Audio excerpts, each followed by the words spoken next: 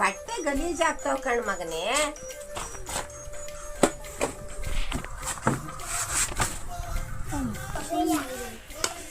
ಗೊಬ್ಬರ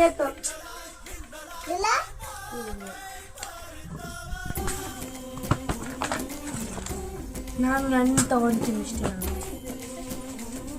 ನನಗೆ ತಂದ್ಲಲ್ಲ ಅದ ಅಲ್ಲಿ ಇತ್ತು ನೋಡು. ದೇವ್ರ ಕೋಣೆ ಕೆಳಗಡೆ ಸಣ್ಣ ದೇವ್ರ ಕೋಣೆ ಗುಡಿತಾರೆ ಇಲ್ಲವಾ?